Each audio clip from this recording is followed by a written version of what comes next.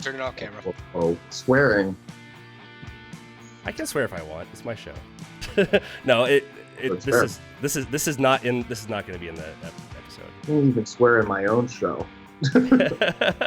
Hooks out here.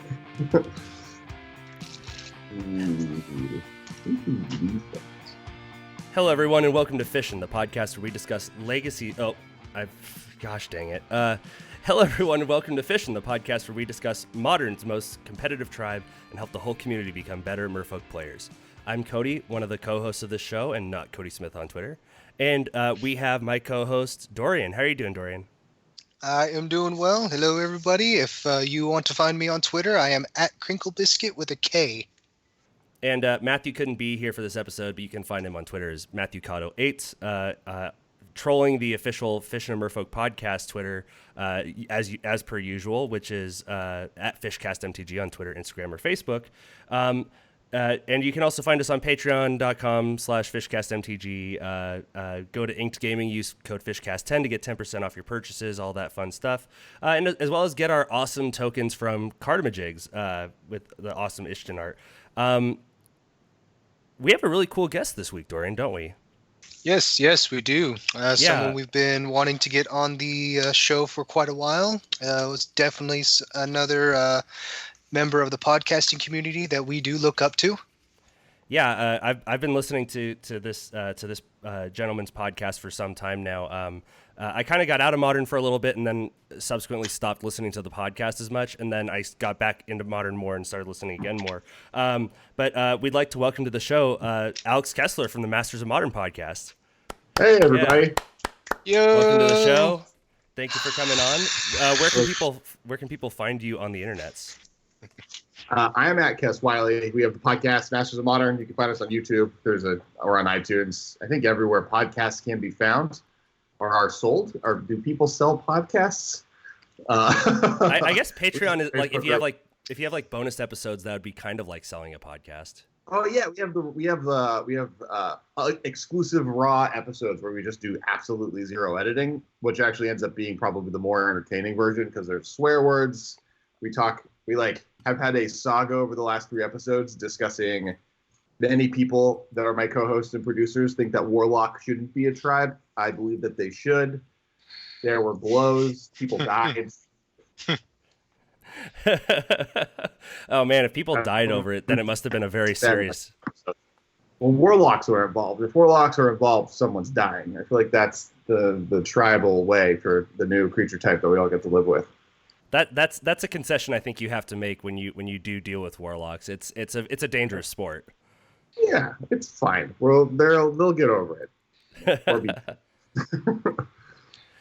So we didn't get a new patron this week, but we did want to circle back because Jeremiah, our most recent newest patron, I didn't get to him in enough time to pick a random Merfolk from him. So we went. He contacted me and said that he wanted random Merfolk number 12. So we went into the Merfolk archives, delved deep into the waters of number 12, and we came up with this Merfolk, Maritime Guard. It's 1 in a blue for a 1/3 Merfolk soldier. Is that it? That's it. It's really it was printed in M11 and Magic Origins. They printed it in Magic Origins actually, so that it would be Frontier legal. That was very important. It was the box. It was like on all the packs. It was like this weird. I remember this guy or gal, guy. I don't know, but on every pack. It was like we saw it. We saw the previews for the pack, and like preview season was going on, and then like it got previewed, and you're like, oh, I thought we were gonna get a good Merfolk. I think that sums up about every preview season is like, oh, there's gonna be Merfolk. I don't know what you guys are talking about. Maritime Guard is a 1/3. It survives Ren and 6. It's clearly going to replace Silvergill Adept. I mean, it's got really cool flavor text. To stand as a guardian of the sea, one must possess the resolve of a mounting wave. True. Like that's the Magic Origins one. One from M11 was once common in the Cap Show seas. Merfolk were hunted almost to extinction. They survived those dark days and emerged calculating and determined to endure. Way too many words. I like the second one. Yeah, no, trying to do all that in one breath was pretty difficult. The art's cool. It's by Alan Williams. Yeah, it's good art. Yeah, beautiful I art. keep showing stuff on the camera thinking that I'm being recorded, but I'm not, so... You're doing it for our benefit, and that's what we appreciate about you. Right. So we brought you on, Alex, because not only are you a master of modern, you do dabble in the ways of Merfolk. Is that correct? I've dabbled. I've jumped into the shallow end of the pool. I gotta try thinking of water puns this entire episode, and I apologize ahead of time. Well, I mean, because you've always I know from my time listening to your show that you're a big blue-white guy. Like that's kind of where you always seem to end up refocusing. Yeah, I've always had a blue-white X deck built basically since Extended was a format, and then as soon as I could afford Tarmogoyfs, I then built Jund as well. So I've always kind of had both, and then Merfolk was kind of the third deck I really built, partially because it's inexpensive, partially because it's just consistently able to perform. Like I think regardless of metagame, it sometimes is weirdly just like, oh, it won a GP. Okay. And it's more fun to me than like the Affinity, which I think is the other deck that has historically done that, or I guess now Hardened Scaled. But yeah, who doesn't love some fish? What got you into Merfolk and all, seeing as how you started with blue-white and then Jund? I mean, originally, I had Zendikar Merfolk built in Standard. I guess it really was a block deck, but that deck was not good. But it was playing. There's the 3-mana Merfolk where you tap 7 Merfolk, you get to take control of any creature, I think, and then. No, I think that was to counter any spell. Is it counter a spell? Maybe. If you're thinking of Lull Mage Mentor, yeah. Yes, yeah. So counter a spell, and then was playing. I have to look up Merfolk because this is from circa Zendikar. There's so many of you. Yeah, like Coral. It was playing 4 Coral Hound Commanders. It was playing. What's the looter? The 1-mana level up looter. Enclave Topologist. What else was I playing? Yeah, the deck wasn't very good, but I wished it was. I was really hopeful, and it was early on in my adult Magic career. So I think at that point, I built Goblins first. Goblins was I was on a hard tribal kick, so I started with Goblins, and then my buddies who were also bad at Magic at the time would stop playing me with it because it was just slightly too quick. So oh, I can't beat this. I don't want to play anymore. So then I moved to Elves, and that ended up being a tier 1 deck. That was the first tier 1 deck I ever had. It was the Eldrazi Monument Elves, and then all the Merfolk in Rise of Eldrazi was printed. I was oh, let's do Merfolk next. I'm going to be the Tribe Master, and then that was bad. And then I moved on to Sarkon the Mad at Black-Red Control, which was also bad. Then I built Dredgevine, which was the best, and kind of have had a love affair with that deck as well since forever. And then Cobblade happened and Valakut, and I was sad for 6 months to start playing Modern, or Extended at the time. Yep. So Merfolk since then, OG Zendikar Merfolk. Nice. Oh, let's see. I dabbled in. I think I've probably told this on the podcast before, but I dabbled with Merfolk a bit when it was a thing in Lorwyn block, but then I completely skipped all of original Zendikar and didn't come back until around Scars Innistrad. I think it was actually Innistrad was about to turn into Return to Ravnica. Yeah, I started. Oh, sorry. Go ahead, Alex. No, you go. It's fine. I was gonna say I started in Gatecrash, so it's one of those things that I always saw Merfolk and was I was always super tempted to try it, but I had just started even just barely playing Standard, so I was oh, Modern, I'm never gonna get into that. And then here I am playing Merfolk in Modern a lot, but yeah, and hosting a podcast. Yeah. Yeah, basically. We're not eating sushi for dinner.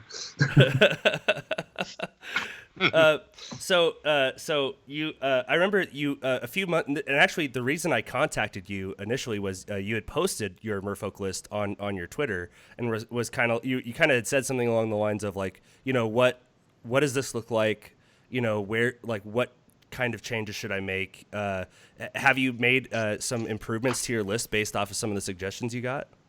Well, no. So I found it because I was moving, and then I was going through cards. I was like, oh, I have just old Merfolk built and sleeved still, circa 2 years ago. And partially because the deck kind of, other than Aether Vials and Cavernous Souls, the deck, other decks don't really use those cards, so it just kind of can survive forever. And even Cavernous Souls is pretty specific. And as you said, Jund, Blue-White don't really use those cards. But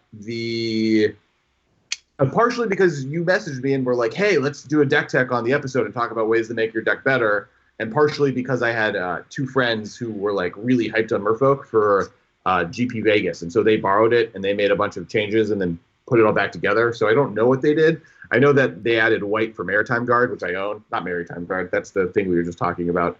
The Changeling, the blue-white one. Unsettled Mariner. Unsettled Mariner. There's a lot of water things going on. And so I have Merfolk? add to it, but I just don't have the lands are less fluid, and so I didn't want to kind of tear apart other decks to put them in yet. Okay, awesome. Yeah, I mean, Merfolk, honestly, the core of it still is very similar to the deck that you would have seen a couple years ago. So honestly, you probably weren't that far off, and in fact, you probably shaved a lot of Cavernous Souls out of that deck. There's definitely the mana base is definitely simplified a lot since the last couple of years. Dorian, so do you have any specific questions for Alex before we get into our main topic? Yes, I do have one specific question and all. Why does WotC hate Merfolk? Do you have any insight into that? I don't think they do. I mean, obviously they went for blue-green. They wanted to spread it to another color, which had middling results. But even before that, I know a lot of people that were trying to make green Merfolk work with Coco. And kind of the issue always that the power of Coco is it gets you 6 mana for 4 mana. And Merfolk, the power of Merfolk is everything is a 2-drop. So you're not really getting that much of a benefit. You're getting a draw 1 for 4 mana kind of, which is relatively unpowerful. And you could be doing that in better ways. But I think that obviously they had a whole set. A lot of power was in green, I think, because they wanted to spread the power out to another set, another color, middling success. But there's the 1 mana one that loots, right, with the not evolve, the new evolve, adapt. There's the adapt one that I know sees play. I think there's been relatively more Merfolk printed than I think they hate elves more. I mean, if I were to sit down at a tournament and I knew Plague Engineer was going to be across for me and I had to pick a tribal deck, it's not gonna. Merfolk is high on that list. That's fair. That is true. Merfolk can survive Plague Engineer a little bit better than I think some other tribal decks. Humans only survives if they have the what's her name, the Thales Lieutenant. Mm-hmm. And if you kill any of the Elf Lords, for sure, all the other creatures are just dead to Plague Engineer. Well, there's only one Lord in Elves. It's Maldiah, not Maldiah. Yeah. Elvish Archdruid, and it isn't there to be a lore. It's there to produce a bunch of mana. So, for the most part, the deck is just a bunch of X1s, maybe a 2/3. So, Plague Engineer is bad news. We also, our preview card this season was pretty bad for both of the decks, which I apologize for. But yeah, I saw that. I think part of it is that humans and spirits have just been such a powerhouse over the last years, and they're I think as far as creature types go, they're S tier in a way, in the sense that they just can be in any set and will be in every set, right? Every set has dead things that come back to life because this is Magic. Every set has humans on it, unless you're in specifically Lorwyn, which one of the big detractors when talking about Eldraine when they were talking about why we didn't just return the Lorwyn, is that there were no humans. So I think they're here to stay. And then you have like the jobs, like wizards. And then like after that, you have kind of the A class. And that's like where merfolk and zombies and vampires and goblins and elves live. And those A tier decks are generally powerful enough to be modern playable, but all of the hate that they would print for the S tier that become problematic kind of trickles down and starts being mean to the fishy friends that we all love and have. Gotcha. So overall, what you're saying is that this is the only instance where trickle-down economics messes up everyone? I would feel like I'm saying the opposite. Oh, Dorian, always trying to swing politics into it. Come on, Dorian, you know better. Hey, I'm what are you talking about? I am like the least political out of everybody. That's not true. If you ever see, if you're friends with Dorian on Facebook, it's a lot of fun to just see him get into arguments. That's what Facebook is for. Facebook is arguing with family members. Twitter is hanging out with the Magic community. Instagram is for your grandma to see pictures of your kids and dog. And TikTok is for the memes, I think, maybe. Yeah, it's the new Vine. That's right. Yeah. Exactly. Right, yeah. I don't have Instagram. I don't have TikTok. I didn't even know what that one was until Kody mentioned what it became. Well, it was Musical.ly, right? It was a karaoke game app that then just realized that they had all the features of a social media platform and just turned itself into that. And then basically what I've realized in social media is that there's always just going to be the app that parents aren't on.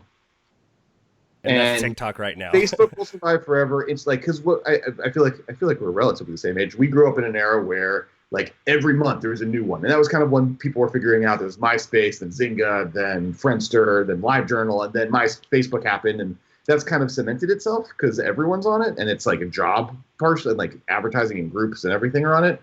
But then the cycle thing of Snapchat, Vine, into Snapchat, into TikTok is just always going to be a like revolving kids don't door. want parents to see what they're doing with their friends, and so you need a non-permanent social media service. For me, it was AIM.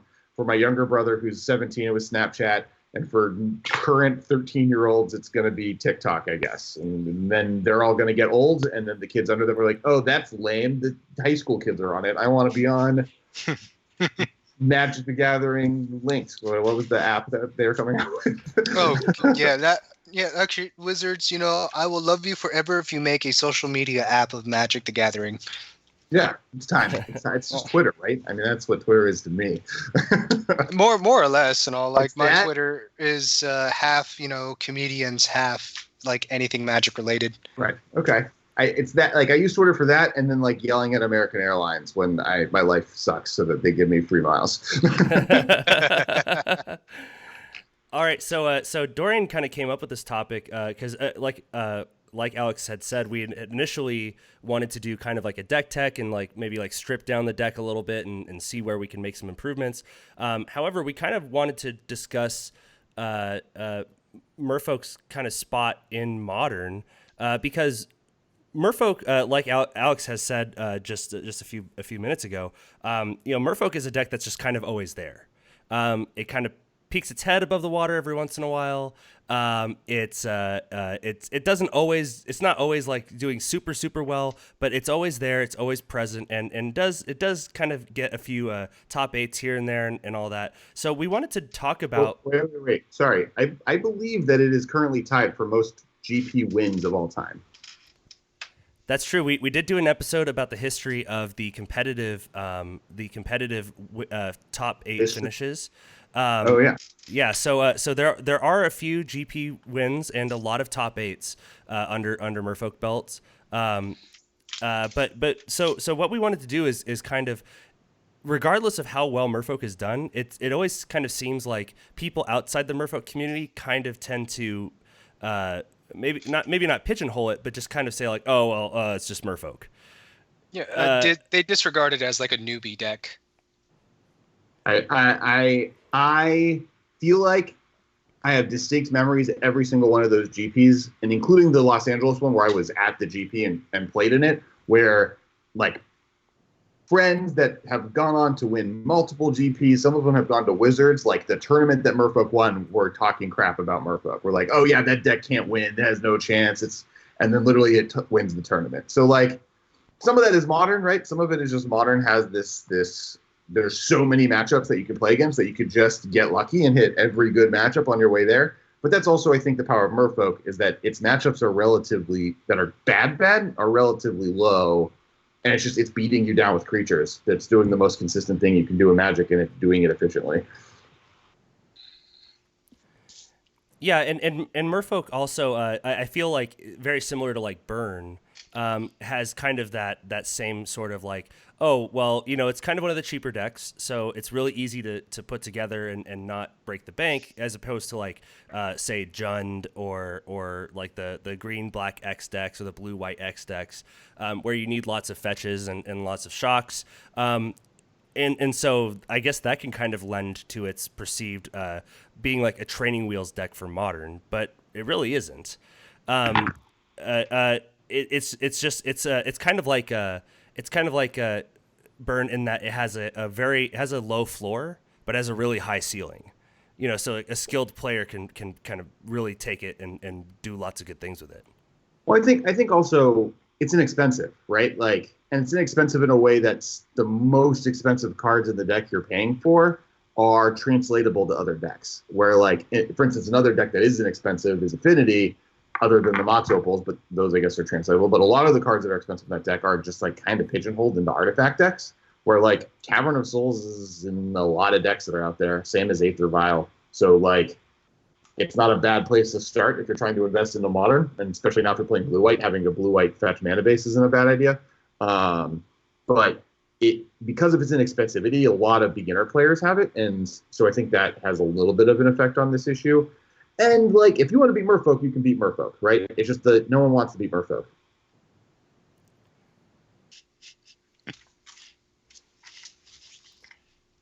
True that. That being said, though, and all, like, what do you believe, or I should say, what type of metagame does Merfolk kind of require to, be considered among one of like the tier decks? Blue decks without Lightning Bolt are good. Generally helps. I think that if you're in a format that board wipes and spot removal are being played in significant amounts, that's when Merfolk starts having an issue. And it depends on the exact build. If you're leaning on Spreading Seas, when there's a lot of 3-color decks like out in the world, you definitely have a better chance of winning, just because you can block people out of mana and basically cut your own version of Blood. But I think that it's more about, you just don't, like, you're going to be more aggressive than some of the aggressive decks out there if they stumble. And you're just not going to stumble because every single card in your deck says the same thing on it. Gotcha. So currently then, your opinion would be like the current metagame right now is not the most ideal for Merfolk, considering that at least on NTG Goldfish, like the top 3 decks or top 4, 5 is Burn, Jund, Tron, Wurza, and then Blue-White Control. Actually, let me look. Let me bring up the modern metagame. I should know this, but did not. Dex metagame. So I think that you are actually. Oh, this is standard. I was like, this doesn't look. Why has kept this here? Got it. Well, I think you actually have a good Tron matchup. I think you have an okay Jund matchup. I think you have a good Burn matchup. I don't know. Actually, I don't hate it in this format. I think your biggest issues, you have Blue-White Control and Grixis Death Shadow just kind of hanging out here with every single way on the planet to kill a creature and can kind of tempo you out while they're doing it. And then, like, I also think, like, there's always kind of a question I have between Tron, like Eldrazi, Tron, and Merfolk, right? Like, but also in the same field, I do think when Eldrazi Tron is good, Merfolk is probably not too far behind it, just because they're doing the same thing. They're just making really beefy things and then making it hard for your opponent to get a game plan in motion before dying. So yeah, I don't know. I think this field isn't the worst field I've seen for Merfolk. I don't think it's the best necessarily, but I definitely think that. I mean, I do know that I had friends that literally walked into GP Vegas saying Merfolk, they 5-0 to daily or multiple dailies that week, just consistently with Merfolk and playing it, and walking into this format was something that they were excited to do. So I don't think the deck is necessarily. That's kind of my point with Merfolk. I don't think there's a metagame that's terrible for it, unless there's a deck that just if they format with blue-white control dominant or Terminus and or Supreme Verdicts were just running rampant, then yes, I think that's when you run into problems. But otherwise, I think Merfolk is probably fine. So, I've got a question for you because you had talked about basically in a removal-heavy meta, Merfolk can kind of stumble a little bit. But we've also kind of very recently, I'd say in the last year and a half, Humans has come up as another really big tribal deck that has kind of taken advantage of unclaimed territory, Cavern of Souls, and Aether Vial, not unlike Merfolk. So in some instances, Merfolk does kind of poorly against heavy removal metas, but they also do fairly poorly if a deck is able to kind of get it two ahead of it.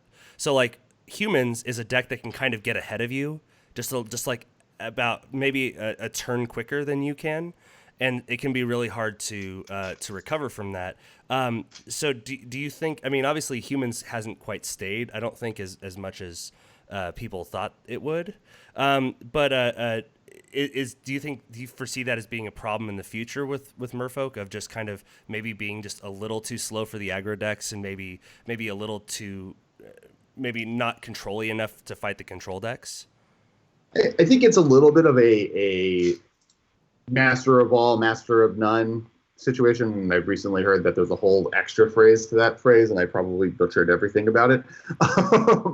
But I think that classically, every time a new tribe gets supported, the conversation was oh, is this going to be good enough? And to me, it really comes down to what does it do differently that something that exists. And Humans go a little bit wider than Merfolk, and they're better at disrupting than Merfolk is. Where you have curse catchers, they have, and lands, creatures that tap things, they have freebooters and I mean they have Meddling Mage is one. They have Thalia, which just knocks out all non-creature spells, or taxes all non-creature spells.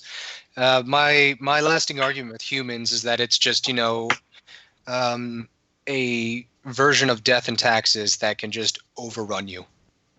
Yeah, exactly. I agree with that. I mean, Death and Taxes is, in Legacy, where Death and Taxes kind of ported from, Maverick was basically a Humans deck. That deck existed for a while. I was playing Mono Black Pox, and the amount of times I just named Humans because it killed half of their deck with Engineered Plague was pretty high and significant. And just kind of that's what the deck was doing. They just printed just enough more in Shadows over Innistrad block to kind of just bring it over the top. And I mean, I think there's always a conversation of if Humans is too good, what do you do about it? And I think one thing that Wizards has done recently, and if you kind of track the time between when a deck is a problem and what time and what year it is, you'll kind of notice that some of these answers come out exactly after the 2-year period of development that a set has from when Humans was a problem. And you have this card we previewed, which is just -3/-3 to all creatures of a creature type. And you have Plague Engineer coming out this last summer. And both of those are built specifically to fight Humans, right? They're trying to give you answers instead of having to get under it. Because the problem with Humans is that what do you ban if it's a problem? There's nothing really in it that's targeted. I think Cavern of Souls is actually probably the biggest problem. But then you hurt Merfolk, and no one wants to do that. Well, and the other card that's kind of come up as an anti-human, well, I guess anti any tribe, as you said, your preview card is basically an answer to lots of those decks. And one of the big things for Merfolk that at least Merfolk has done to kind of get ahead of Plague Engineer is run more Lords. And it was kind of a joke when Merfolk Mistbinder came out, was that, oh, are we just going to play Lords.deck? We're just going to play 18 Lords in the deck, and that's just going to be our deck. But like, actually, maybe that's what we got to do. And that's kind of the thing Merfolk does different or better than everyone. It takes advantage of Aether File on 2 to put bigger things into play than anyone else can. And the question mark is that better than goblins going under that, or zombies grinding people out, or humans tempoing people out, or death taxing people out, or spirits flying over what they're doing? And I think that just is metagame dependent. And I do think that as a redundancy effect, Merfolk has everyone beat, right? Like that's really what you're looking for, is the fact that the deck can play 16 2-mana lords. No other tribe can really talk towards that I know of, at least not in Modern. And the fact that they have that as a capability gives them resilience against a lot of things other decks might have trouble with. Well, you obviously haven't seen my kitchen table Spikes tribal deck, so It's true. I love these spikes. I was in the 4th grade. I had every spike I could get my hands on, and then I found out that they would never print them again. Except Time Spiral Block, maybe yeah, there has to be spikes in Time Spiral Block, but there's spikes in Modern. There's 2 different types of spikes in Modern, actually. I think those were reprints, though. Yeah, there's Spike Feeder and I'm looking it up. Give me a second. Decked app. Save me. Not standard. There are no spikes in standard. There's a spike in Silver Border, a different type of spike. There's Lava Spikes. There's a Spike Shot Elder. There's a Spike Jester. Spike Tail Hatchling. There's Spike Feeder. Spike Tiller. And let me see collection. That's actually it. Yeah. Modern exclusive Spike right here. Green 3 Spike. It comes into play with 3 counters on it. You may remove a counter to put a counter on target creature, or you may remove a counter to have a land become a 2/2 creature. That gets a +1 counter on it. So you make 3/3 creatures off of it. That's interesting. It's interesting that it doesn't make the land into a spike land, because then there'd be some tribal. I don't know what spikes did. I know they had counters and you remove them. 1996 is a long way away. Reminds me of all the was it Spore and Thalid decks, Mm-hmm. which was right around that time. That was my first commander deck.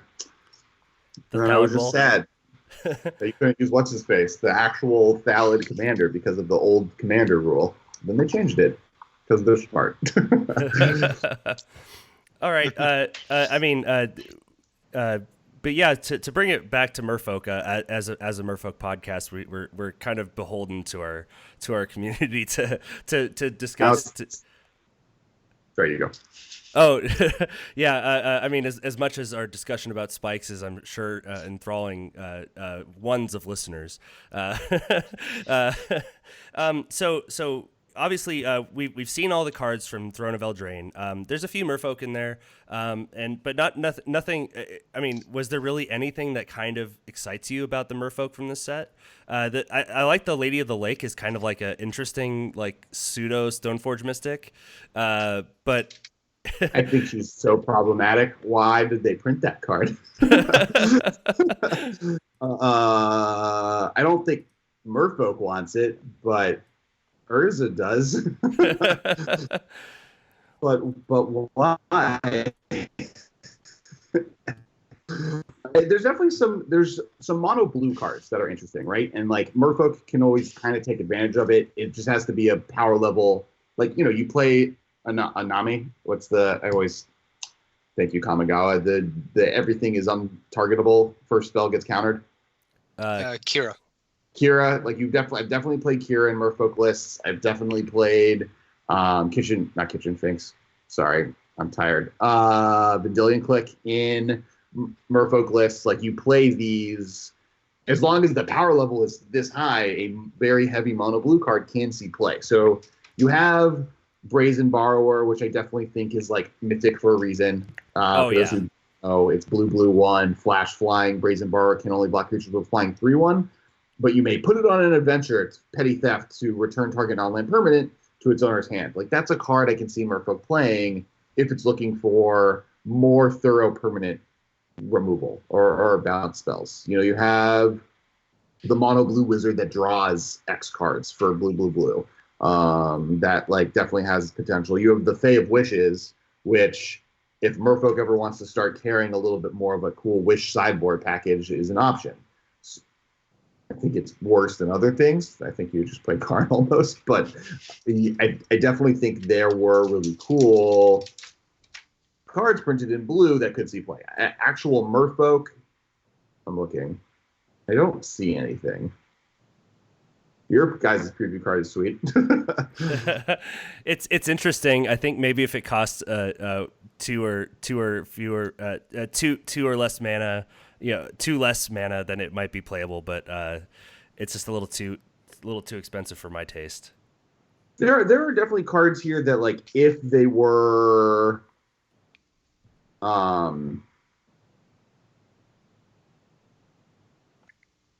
Merfolk would be really cool. Like, there's the Ice Queen that could have been a Merfolk. So one card I am actually more interested in than I thought I would be is Merfolk Secret Keeper.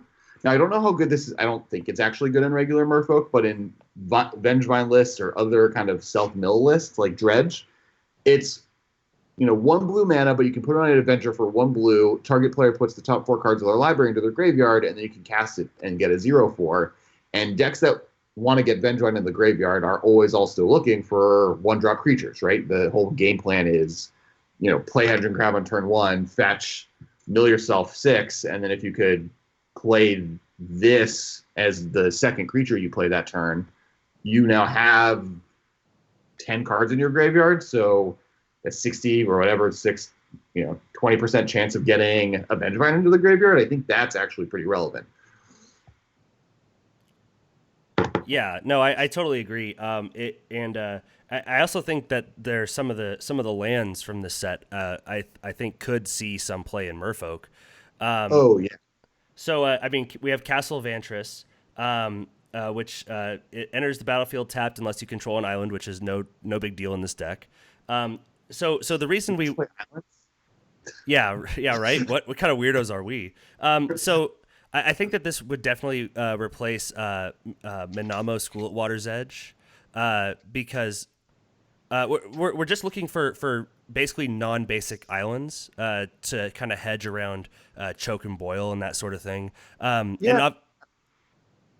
You continue. Sorry. You obviously don't want too many of these effects. You definitely need enough, basic islands. But I think just the 2 blue to scry to, like, if you absolutely have nothing else to do, is a better ability than what Minamo does, and so I think that's just generally better.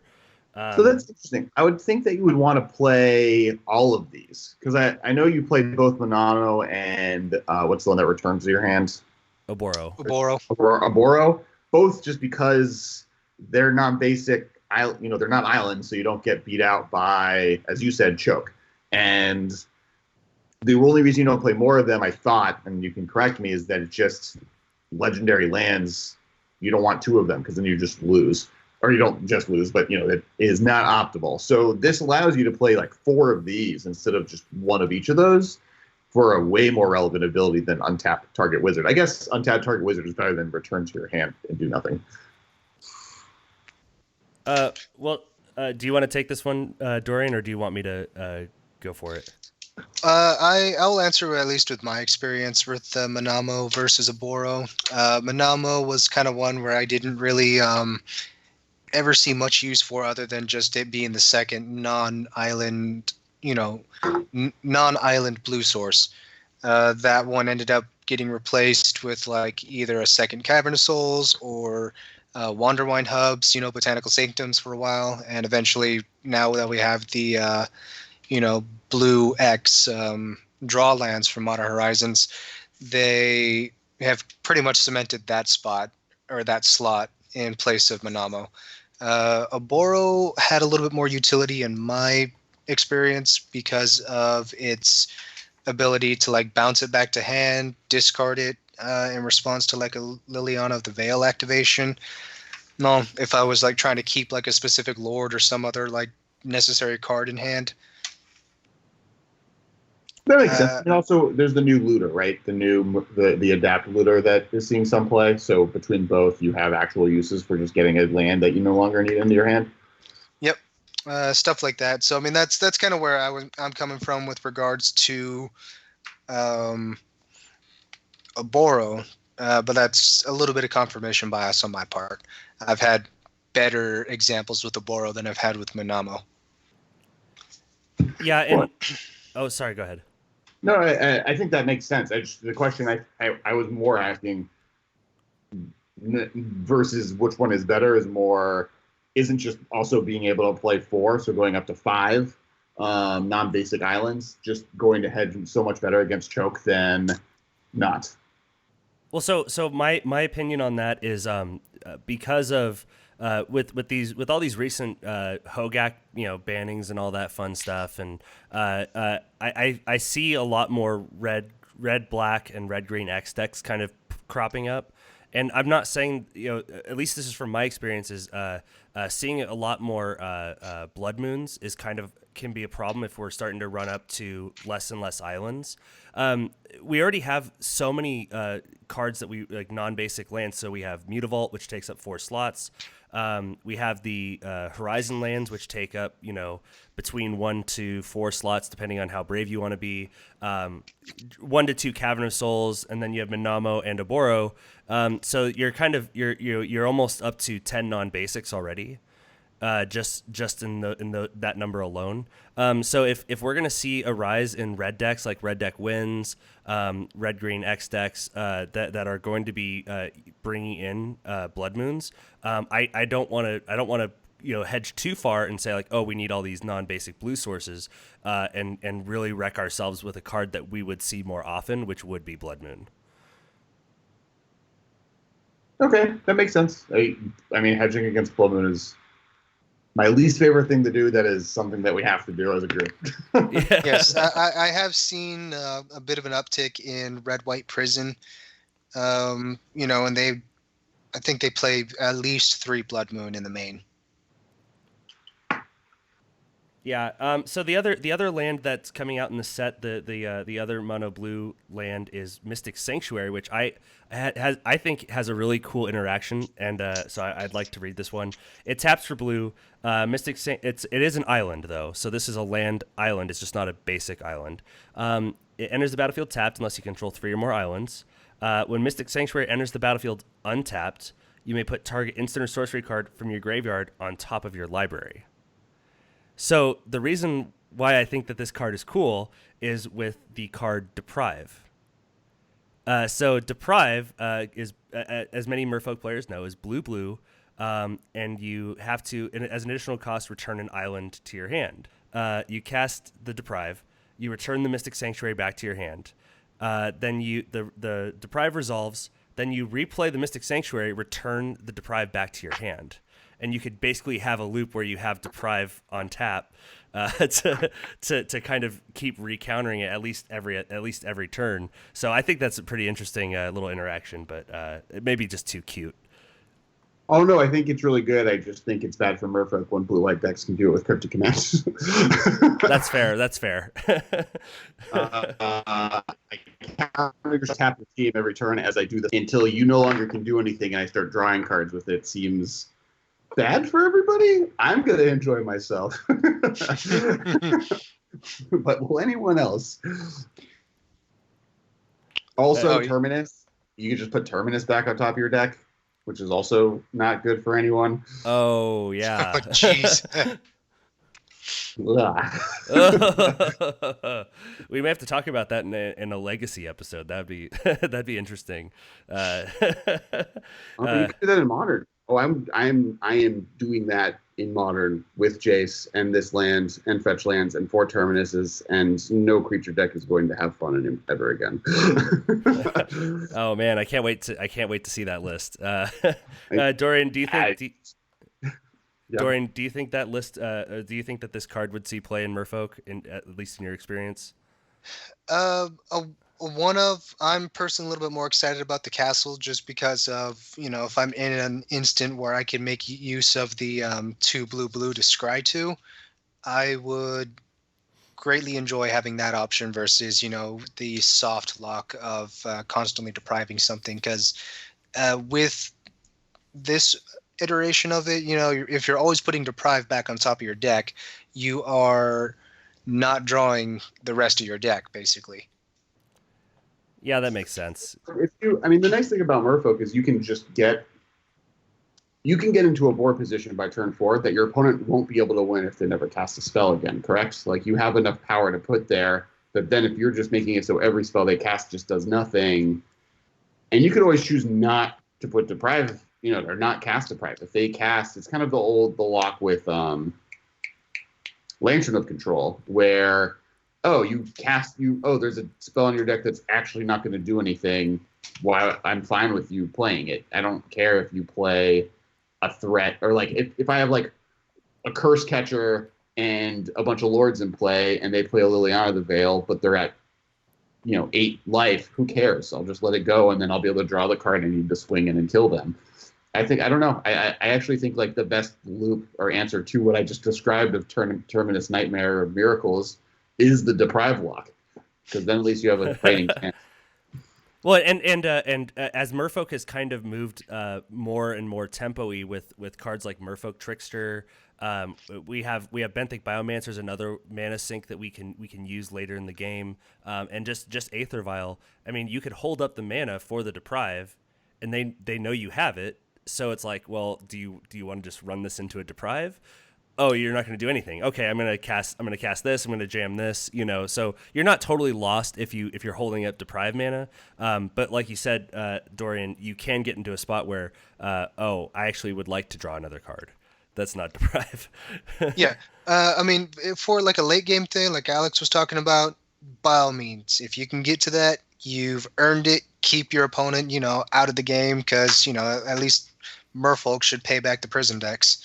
Well, it's a free roll, right? Like, you got like playing one island that is fetchable with fetch lands that you may play and comes into play tapped after turn 4, but might come into play tapped later, but then offers you the ability to soft lock people out if you need to, is a pretty free synergy that I think is, you got to fight water with water. and I don't, giving Merfolk the ability to chain loop deprives is a pretty powerful play for them, and something that they then have, we mentioned at the beginning of the podcast, or middle of it, you want to have, your tribe needs to do something different than the other tribes. And most of the other tribes are going to have trouble looping this combo just from the blue mana requirement. Humans can't do it because they're playing like 1,200 Cavern of Souls. Spirits even would have a problem. And even though they're playing an instant speed game, they're also kind of playing that large, heavy tribal base. Merfolk's playing just infinite islands. Playing another random island is not going to hurt you too bad. Yeah, just sticking one of in there or something like that probably wouldn't be too bad. So before we get out of here, we wanted to do a quick lightning round of what are we going to call this, Dorian? Do we want to call it planar chaos or? I don't know. I mean, Matt's the one that kind of came up with the idea, so I would like to name it after him a little bit. Matt's Chaos Corner. Yeah, so that works. All right, so we each picked 3 cards.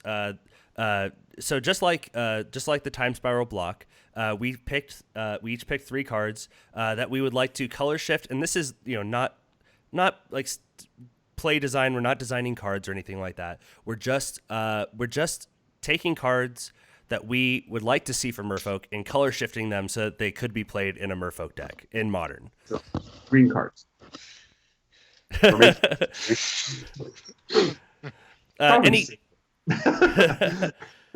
So we'll let our guest go first. Alex, do you want to pick throw out your number 3 pick? So my number 3 pick is Benjamin, actually. So I think playing in the card we just talked about, the new Merfolk, I think there's enough ways to kind of get cards into your graveyard and gain advantages there. And I think it would be pretty cool if Merfolk had other cards that they could just kind of like play in their graveyard a little bit more, gain a little bit more advantage off of the infinite Merfolk looters that exists. And Vendrine is kind of the best way for Merfolk. You're playing a bunch of creatures. You have turns where you play 2 in a turn. That's really easy for the deck to kind of pull off. And getting a 4/3 hasty Merfolk plant from the graveyard seems pretty sweet. Sounds good. Dorian, what is your number 3 pick? So my number 3 pick is pretty much what it's called, like Lys Alana Scarblade. It's I think it was printed in Lorwyn. Yeah, that sounds about right. Well, yes, it was printed in Lorwyn. So, I mean, what this one did was pretty much it was an elf assassin. You got to discard an elf card, and then target creature got -X until end of turn, where X was the number of elves you control, for 2 and a black.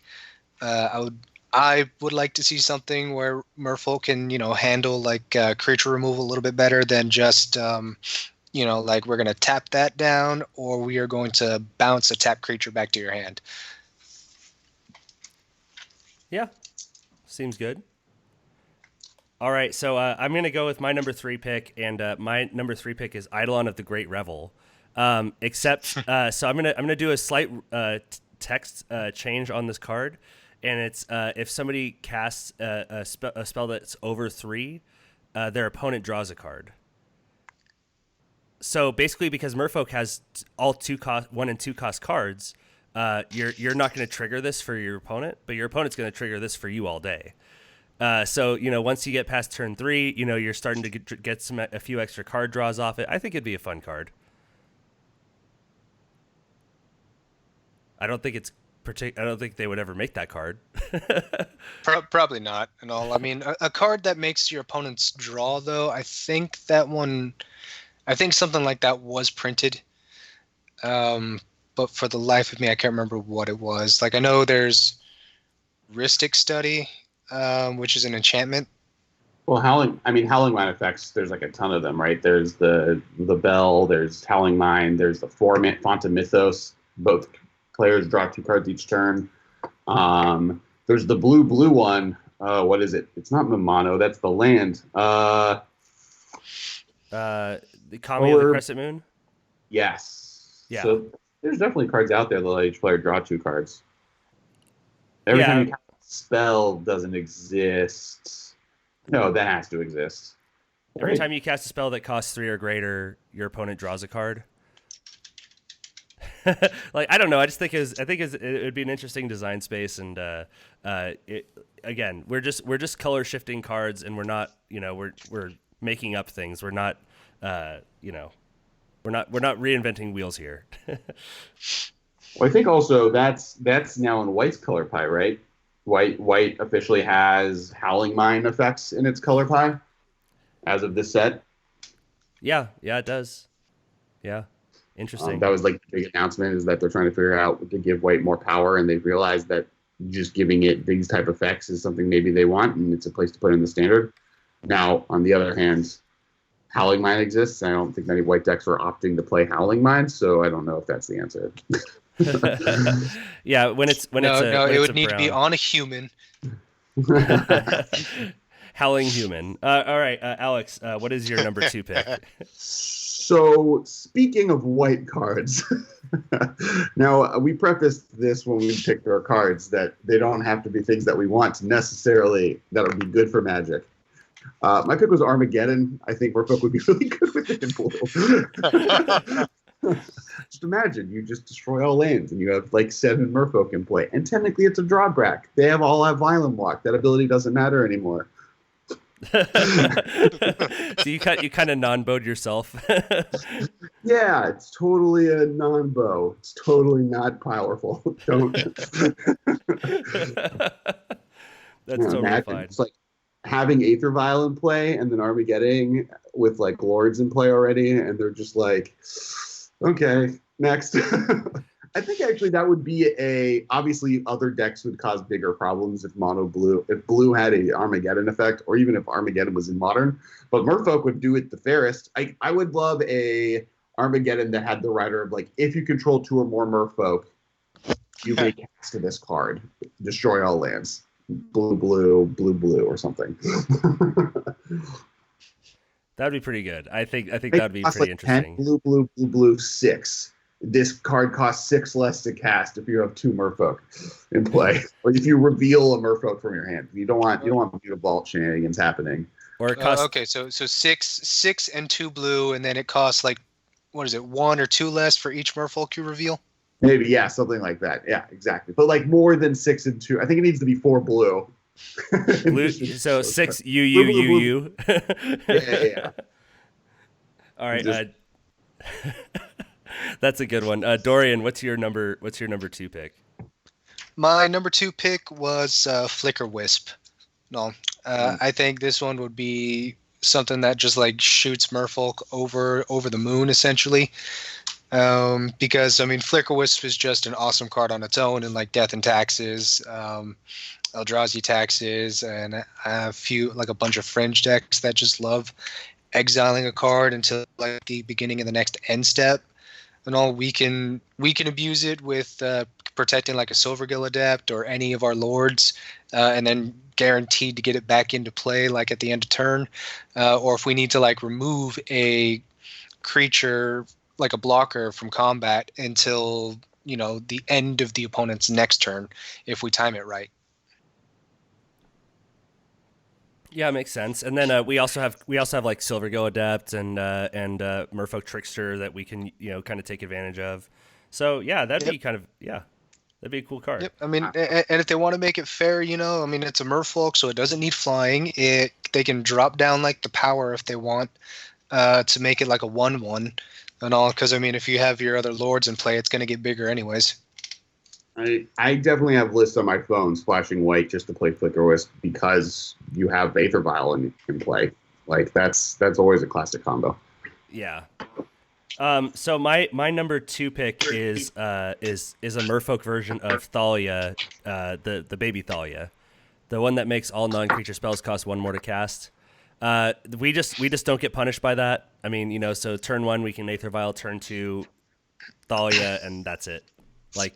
I don't see any downside to this. Thalia is such a good card already. I don't need to change any text except make her a Merfolk. That's it. Probably better for Magic if she wasn't a human. Yeah, well, I mean, if she was in blue, it'd definitely be bad for Magic. But maybe. I mean, like blue-white control decks aren't running Thalias. The Force of Will is real bad with her. That's true. Force of Negation. Yeah, I don't know. Thalia's in Legacy and Modern, so. Yeah, that's true. Yeah, but it's played against blue decks, right? Like, I don't know how much you want to be the blue deck playing Thalia, unless you're Merfolk. That's a different conversation. That's fair. All right, Alex, your number 1 pick. Garrick Wildspeaker. But he makes Merfolk 3/3s, not Beast 3/3s. I don't know. He does so much. The overrun effect. He kind of does a lot of what Merfolk is doing, but like by himself, without any friends. And he's good now. Let's give him some friends. He can make the 3/3 beast. He can untap your lands, which is like he kind of does what not Mistbind. Sorry, it does Marrow Reejery. He does like a Marrow Reejery imitation. He like makes tokens. He makes Merfolk more resilient against board wipes. And his ultimate is on theme as well. Like he kind of is like the perfect card for the deck, other than the fact that he's green and makes beasts. Yeah. I mean, yeah, I like it. Yeah, and untapping is kind of a blue ability anyways. It's not really even totally out of color pie. I guess like plus overrun is, but I think that exists. There's got to be some blue card that gives everything some type of boost. No, that doesn't exist. No. Merfolk Lords exist. Yeah, there's no blue trumpet blast. Fine. Make it all Merfolk get +3/+3 and trample until end of +3/+3 and Ion Walk. There you go. Done. Yeah. Just make it Overwalk? Just make it Kiora. All fish-based creatures. Leviathans, Merfolks, octopuses, krakens all get +3 3/3 and trample and island walk until end of turn. And then everything else is Garrick's abilities. There we go. We already have the blue-green Garrick. It's Thassa, not Thassa. Nissa. No, Kiora. Oh, Kiora, yeah. I was thinking Nissa from the Amonkhet set that she was the blue-green. Right. No. It's confusing. All the blue-green. Now Tamio's one. Yeah. Well, All right, Dorian, what's your number one? My number one would be a blue version of Imperial Recruiter. That's spicy. I like that. Oh yeah, I do like that. So it searches for a Merfolk? Yes. So yeah, I guess like kind of like Goblin Matron or something, where it's just it searches for a Merfolk, but I mean it's got the like as the card exists themselves, all Merfolk are usually about like 2 power or less, and also Imperial Recruiter would just be a great like way to find the card you need whenever you want without being as overcosted as Merfolk Harbinger or Marrow Harbinger. Yeah, Marrow Harbinger. It's 4 mana for Island Walk 2/3, and puts it on top of the library. So like the main difference is it would be 3 mana, and you would put it in your hand, right? Yeah. I was like, I think this card exists, and you're right. It's just so expensive. I mean, because like Goblin Matron, it just puts it straight into your hand. Right. Is the Merfolk of the Heralds? There's 2 of these now. There's a 3/2 for green, but it also is top of library, and it's 4 mana. Yeah, and it's off color, so yeah. Yeah, that definitely Merfolk will be a thing one day. It is off and on, for sure. Get your banana hats ready. It's time. But I do like the idea of a Merfolk Matron. That would definitely, or a Merfolk Recruiter. Either one, honestly, would probably be pretty good. All right, and I have one last. So my number one is definitely spicy, and I think would be maybe too broken for Magic.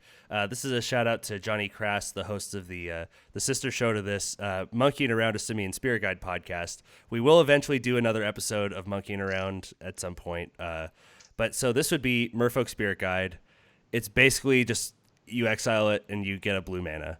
And I don't see how any deck in Modern could ever break that more than Merfolk could. The internet can't see my face, but it is one of terror. Yeah, no, that would be a terrible Magic card. Like I think it would be funny. It'd be good for Merfolk, and it would be funny, but like it would just be busted for Modern.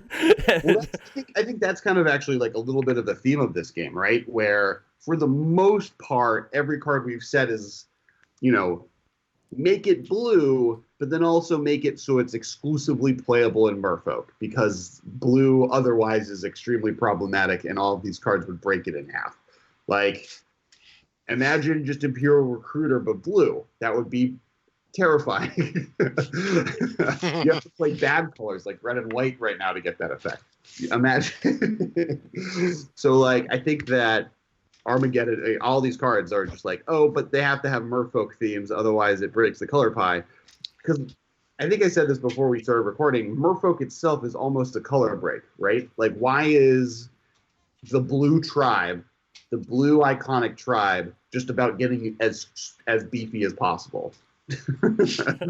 Like, this is a green deck. The deck is playing 2/2s, they come into play and give all creatures +1/+1 and is attacking with 5/5s. It's like, talking about color shifting, I almost want to say Merfolk should just be a green deck. And like give that to like some new green tribe, tree folk, and then like let's talk about fairies and what the spirit of blue is supposed to be about. Yeah, that's fair. And like I said, I think it would be just a fun. It'd be funny, and like maybe it'd be like it would have to have so many riders that it would be like it'd be too narrow almost. It'd be like you exile it and reveal a Merfolk or something like that. Like, and then you get one blue. You just get one blue. You can only spend on Merfolk. Yeah, it's like a Merfolk, like maybe even make it good, like a 3/3 for 3. Merfolk that you can exile to make a blue mana you can only spend on Merfolk. I think that's fine, right? Or That'd be cool. I mean, it would get you like a turn 1 Lord most of the time. Yeah. yeah.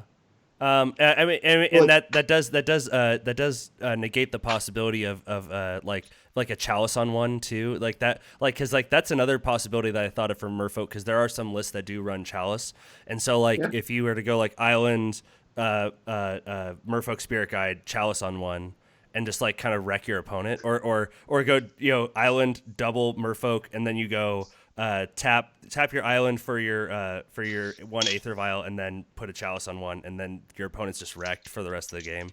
I mean, just that description makes me terrified of the day that we go to a plane where, like, is it Merfolk? Is like the tribe that they push instead of Simic? Because then they could get away with just playing this with Simian Spirit Guide and be fine. Like, if there was a blue-red, all Merfolk get +1/+1 and Mountain Walk. Moitenspock, yeah. I'm gonna go ahead and order a playset of Simian Spirit Guides right now, and we're gonna go into that into play, or chalice or Aether Vial plus a creature. Like those. Actually, no, you guys just gave me an idea for like the next league. Whenever I get a chance to play, is to just jam like 4 Spirit Guides in it, and then like the 4 Chalice of the Voids, and see how many times I can get chalice on one, and then playing Merfolk. I don't think it's terrible. Like. Plus, like, you could just use it. I mean, the problem is that most of your Merfolk go blue, right? Like, that's the one reason Simian Spirit Guide is going to be mediocre. But, like, you just want to make sure you play with, like, the Glass Spinner, or you want to play with, what's the 4-mana guy who comes down and makes infinite waves tokens? Master Waves. Master Waves, or you want turn 3 Master Waves. Even that's better. Like, Spreading Seas, like. Spreading Seas on turn 1 is kind of and like it even negates the fact that you got to use Simian Spirit Guide. Like, you like are up a card, destroy their land on turn 1. I like actually kind of love that. I mean, I'm assuming someone's tried it and has not been as good as we're hoping. But if you go with the like a mana denial chalice Merfolk list, this is why we're talking about Armageddon, right? Like Armageddon was what we were talking about a hot second ago. Just do it with chalice. Well, and we could also play like the fiery islets, so you do have access to red. So then this also allows us to play like a braid in the sideboard, for certain specific matchups. Or just lightning bolt. Yeah, well, I mean, lightning bolt in the so you play 4 of Spirit Guide, 4 of bolts, and then like that's it for the red spells in the main.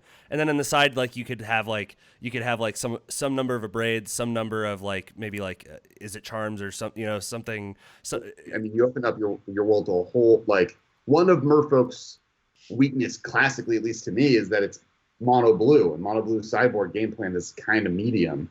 But like you get artifact hate, you get Tron hate, you get, like, you can even play, you could technically, I don't know if you get away with what's the fire elemental hybrid guy that kills lands? I know I'm supposed to be Fulminator Mage. Yeah, you can play Fulminator Mages. I think that's a little bit of a stretch. Double red seems hard, but like, yeah, you open up a whole we have world Aether Vial. Honestly, like true. Yeah, we have Vial, and then we have the Spirit Guide. So on top of the blue red land. So like we're honestly like this is not like I don't know. Maybe we could actually do this. Yeah, I think like you open yourself to better sideboard cards. You get one of the best removal spells ever printed in Magic, if not the best removal spell ever printed in Magic, and you get like insane chalice plays. I think that's just by itself worth trying, and. Like, sometimes you'll just cast Simian Spirit Guide and attack with the 2/2 along with everything else. Yeah, I've cast Mirror Journey after they board wiped me with no cards in hand and, like, had to live with it. I'm gonna start putting this list to paper and I'll share it with you on Twitter. Like, we have to come up with something. There's something here, but we do have to get. Oh, sorry. Go ahead. Well, no, I mean, just what you were saying is even like a chalice on 1, it shuts off. A chalice on 1, turn 1, can shut off like a Wurza deck real hard. Isn't a chalice on 0, turn 1, also just kind of destroy them? Pretty much. I mean, it knocks out their opals and baubles. Yeah, and I mean, you wouldn't play that into a like into an unknown meta, I guess. Like you wouldn't just go like if you were playing a version of Merfolk with Chalice, like you probably just wouldn't go like, oh, I'm on the play turn 1, Chalice on 0. Well, sure, but on the draw on game 2. Oh yeah, game 2 if we're sighting you him brought in. like 4 braids, got rid of your lightning bolts, and just like Chalice, turn 0, Chalice number 2 on turn 1. What are you gonna do? Yeah, that's fair. Yeah.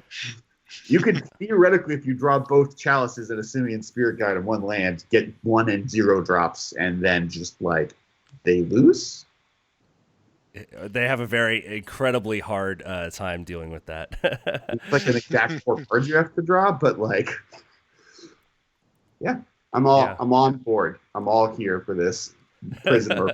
I love like meme joke decks that you come up with, and then like, oh wait, these cards work together. They actually do work together. Came from. So we're going to go into our last segment, which we had Alex help us with his Merfolk list, and it's the opening hand. And so we took Alex's list. We wrote it down, Alex. Don't worry, we got it. I realized impulsively shuffling. Yeah, Dorian wrote it down. Thank you, Dorian, for making sure to encompass this. Oh, I got it. So. Do you want to read what you're open? So since it's an odd episode, we are on the draw. So this is. Do you want to be game 1 or game 2, Dorian? I think we're sticking with game 1. Oh, right, because we wouldn't have known to sideboard like what we were sideboarding against. So game 1 on the draw. What is in your opening hand? All right, so I got 2 of the Yang Hao Han basic islands from Kaladesh. It's really, you can't see because this isn't a video. It's good. Look it up. It's like really cool. The artwork's awesome.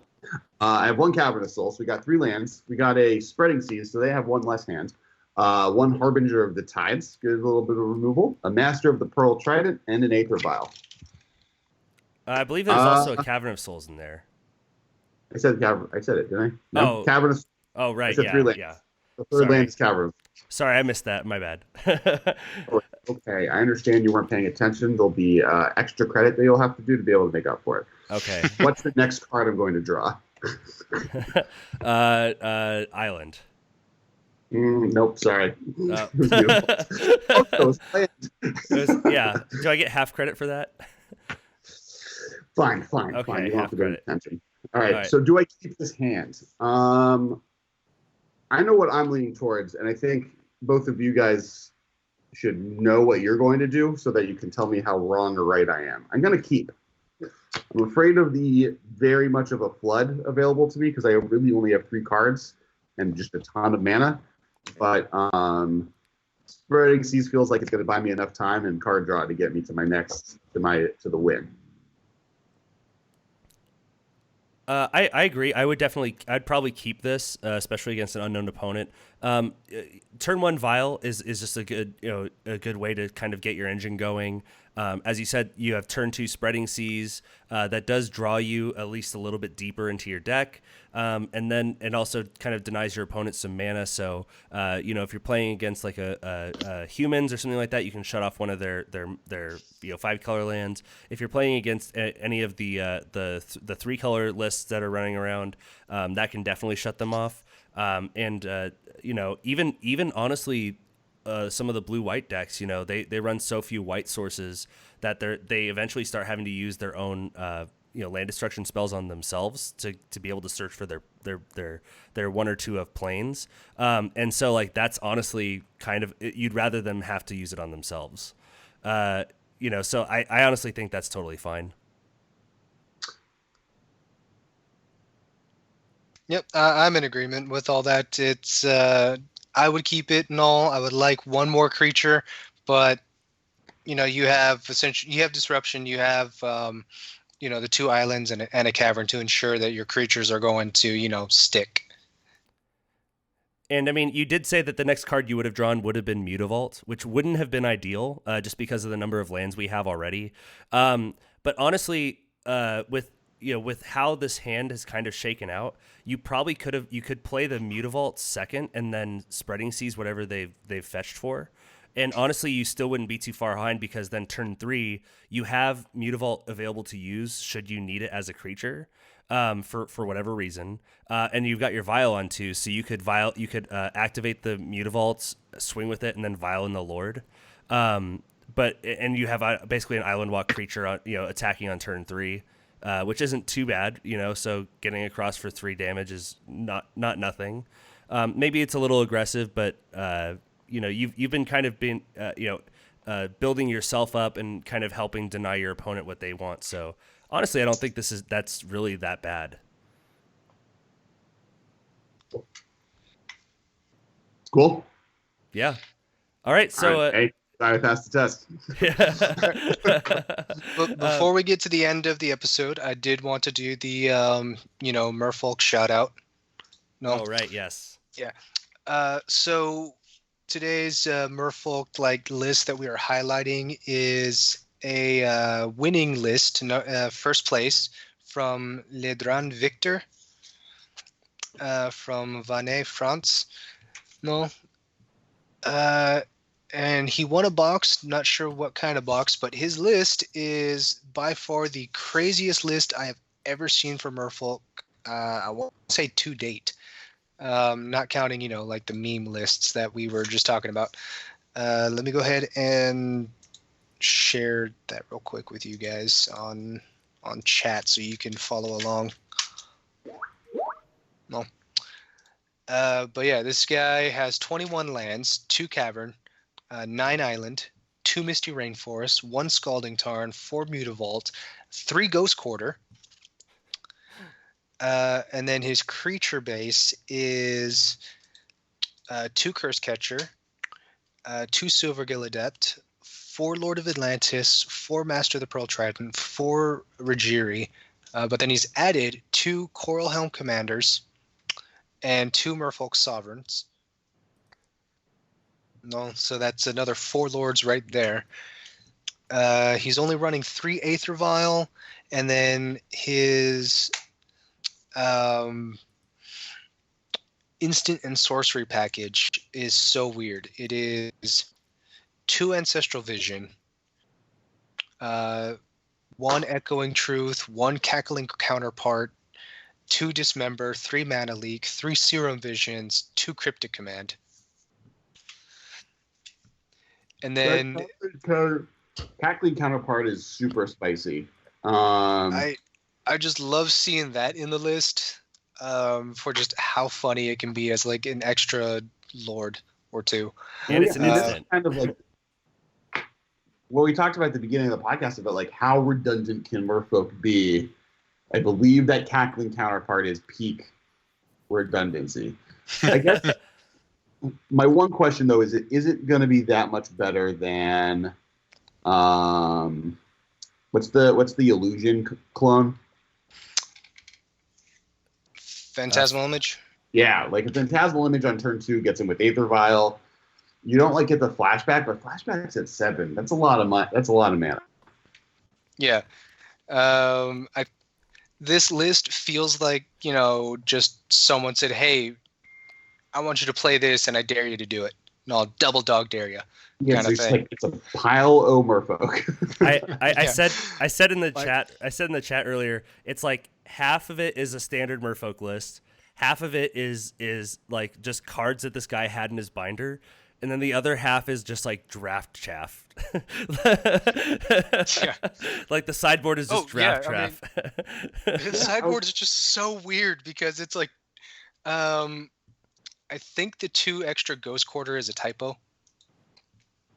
Is it? Oh, because it's 3 and 2. Yeah, because he's got 5. He's got 5 total in the list, but there's 2 Cavernous Souls, another island, a Ghost Quarter, and all. But then he's got 2 Frost Breath, which is tap 2 creatures and they don't untap for 2 and a blue instant, and all. And then 2 Essence Scatter and a Cyclonic Rift. And there's just negates, and there's 3 spell pierces there for 2 different art spell pierce. Oh, there's a spell snare and 2 spell pierces. Sorry, but yeah, it's just there's just some draft chaff in here and other garbage, and yeah, it's interesting. Yeah, I saw this list and all. Like, I wanted to highlight what was his name, Drakenar, for getting third place in the MTGO League and all. But then when I found the number 2 list where he was like first place, this was just like, I'm reading it and just like going, what, why, how? Yeah. Going through like, the 5 W's and the H. Well, yeah. So this was a unique list. We're gonna be closing out the show here. This was just a really fun episode, and we're glad to have Alex on the show. Alex, where can we find you on the interwebs? I am at Kess Wiley on Twitter, or at the MMCast if you want to check out the podcast. We're on all podcast apps, and then you can find us at collective.company. Which is the website where us and the Command Zone live. You can find both podcasts there. And then just on YouTube, we have a YouTube channel. Definitely go subscribe. We do live streams there, or we're trying to regularly. We do them just regularly is what we're trying. Then we post the episode every day. There's card art there, so you can see what we're doing. You can kind of see what we look like. And there's like way more hand motions. So definitely worth checking out the YouTube. It's more animated. You missed so many finger guns this podcast that the people that had me on got the witness and experience. it was definitely magical, and I'm gonna have to work out a deal with you to get that giant misbinder from you somehow. You just have an industrial-sized printer. It's dangerous. Don't give me that much power. We just print out life-sized copies of us and put them in each other's offices to freak each other out. The Ben one is crazy because it was like a much higher quality photo than other ones, and so like when you get a picture of both of them next to each other, it's hard to tell which is the cutout and which one is Ben actually just standing. Ben is my co-host for people who don't know about the podcast that I am on. Yeah, Ben Bateman, an excellent Magic player in his own right as well. He's more handsome than he's Magic. That's fair. That's fair. He's a handsome man. I'm man enough to say it. Looking good at Magic is half the battle. Exactly. It's the world we're living in now. If you show up in a suit, sometimes you'll just bluff people out of thinking that you're good. It was one hilarious. Play Magic in not a suit. No, one thing that was hilarious though, when I was this was back in what was it, Modern Masters 15 and all, MM15. I just, for the heck of it, paid for like the VIP because I wanted to get like access to like water. Access to water, all the VIP benefits, plus the listing ahead of time, which didn't happen because there were printer issues. But because I had a little bit like VIP lanyard hanging around my neck, I ended up winning a couple games because people just thought I was that good and had like a VIP badge. When in reality, I had like probably the worst deck you could ever open. It was like one cryptic command and a bunch of like graft creatures. Magic is all about next leveling your opponent. You just gotta look the part and intimidate them, and then they'll lose. Right? That's the math. Yeah. That math checks out.